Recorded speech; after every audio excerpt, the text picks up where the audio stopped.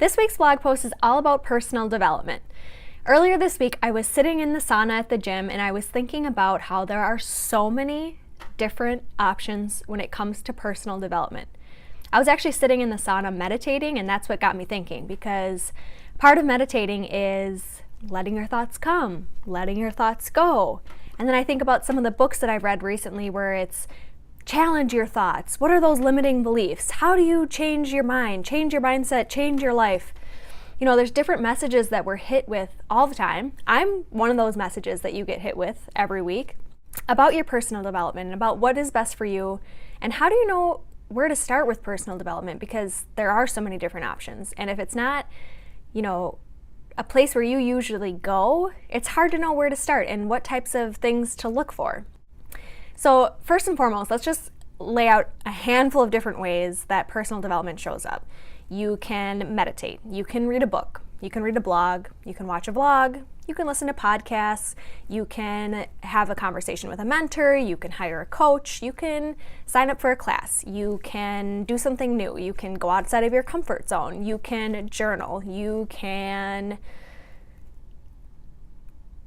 pretty much anything that shakes up your normal routine is in fact personal development, as long as there's some type of awareness that goes around with it, like, hey, this feels new, this is making me feel happier, more motivated, or I'm learning more about myself. There has to be some kind of reflective element to it, I think, to for sure classify it as personal development. There's one area though where I think personal development gets gray, and I think sometimes where people get lost. Oftentimes in our corporate jobs, our employers offer us different professional development opportunities. There are classes you might be able to sign up for at work. They do noontime seminars. They offer tuition reimbursement. So maybe you need to get back to school to figure out how you need to grow yourself or where you really want to go. Your job offers you a lot of different things, but my advice to you is to figure out, what are you doing for personal development? Typically, professional development has to do with the job you're currently sitting in, or essentially the job family that you're looking to grow in. You're a salesperson, so you're attending a sales conference. You're a training and development person, so you're learning about new ways to train people. It's all great. It's going to grow you. It's going to stretch you. It's going to help you learn something more. But what are you doing for yourself, for your whole self, not just the part of you that shows up to work for 40 hours a week? What is on your own personal development list? Like I said, there's so many different options out there. It's hard to know where to start, especially if this isn't common territory for you. If you're like ground zero, I maybe get some professional development, I rarely dabble in personal development. In fact, what is personal development? Here's a couple tips on how to get started. First and foremost, there is probably one method of all the ones I've rattled off, or any of the ones that you can think of, that kind of bubbles to the top of, hey, I think I would like that. For me, that was journaling. It felt like something I needed to do. I felt called to do it. I was unsure how to start, but that feeling of, hey, I think this is right for you, you should try journaling, just really didn't cease until I started journaling. The other thing to think about is, what is the method that feels least comfortable to you or most foreign to you? That's another place to start. If you're starting from ground zero in your personal development journey, start with what kind of freaks you out the most. For the longest time, guys, for me, this was yoga.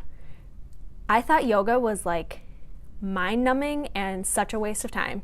I thought, if I'm going to be working out for 50 minutes, I better be sweating, I better be on some type of cardio machine, there better be some types of weights that I'm lifting. And when I would sit in a yoga class and we would just be like taking deep breaths and setting intentions and quite actually doing all these things that I really love doing, it would just like freak me out. Like, I was so antsy and I couldn't jive with it.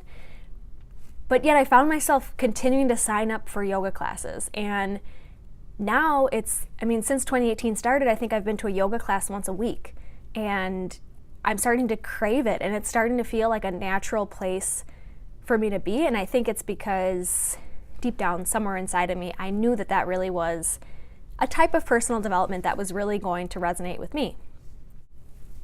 If you are an old hat at personal development, you love self-help books, you love blogs, vlogs, podcasts, you just can't get enough of it, here's the secret. Turn it up a notch. Turn the heat up on your personal development. Stretch yourself. Do something that just takes you to a whole nother level. Typically, when I'm working with clients, this shows up as asking for help. Asking the friends or the people that know them best, hey, when you think of my top skills or my biggest strengths, what comes to mind? Or when you think about what is most important to me, what do you think of? It's often extending beyond our own kind of reflective, internal processing or development that brings us the most information, the most new information, the most fresh information. I mean, if you are old hat at this, you're used to sitting down and journaling. You're used to reflecting on how things are going. You're in your head all the time on these things. And guess what? There's a bajillion other people on this planet who can help in that effort.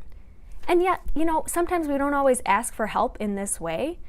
I get it. Asking for help in general is hard. But if you're like that personal development guru, or even if you don't consider yourself a guru, even if you're just like, Kelsey, I gotta shake this up a little bit, go outside of you. Ask the people around you to reflect on something that has to do with you. What do they think about your ability to reach your goals? What do they think about how much alignment is currently existing in your life? It's a vulnerable place to be, but like I said, if you're looking to stretch, if you're looking to grow that personal development muscle, it's kind of the place to be. Let me just wrap this up quick for you. First and foremost, there's tons and tons and tons and tons of different ways to grow yourself, to dive into the world of personal development. Rattled off a few in this video, and if you're new to this, here's where you gotta start. First, start with the method that sounds like it resonates the most with you, like, hey, I think I would really like that. Second, try out one of the methods that really seems scary, foreign, and kind of gives you that uneasy feeling like, Third, if you are old hat to the personal development game, if you love self-help books, if you love journaling, if you can't get enough of it, stretch yourself. Take it externally. Ask those around you for feedback on certain areas of your life that you're working on. There's lots to be found there. Last thing, if you take nothing else away from this vlog, I want you to remember the difference between professional development and personal development. Professional development, while it will grow you, while it will stretch you, while it'll get your mind thinking about new things, it's intended to grow you in your current position or in the kind of job family of positions that you're looking to grow in. Keep in mind, a lot of that professional development isn't necessarily targeted at you as a whole person. Some of it is, don't get me wrong, but keep that in mind. Personal development is you. It's about your whole life. Every little slice of your life pie gets impacted by personal development. So be sure to be taking care of yourself and to be investing in your development in ways outside of what your employer provides you or what your employer expects of you. Until next time, have a great day.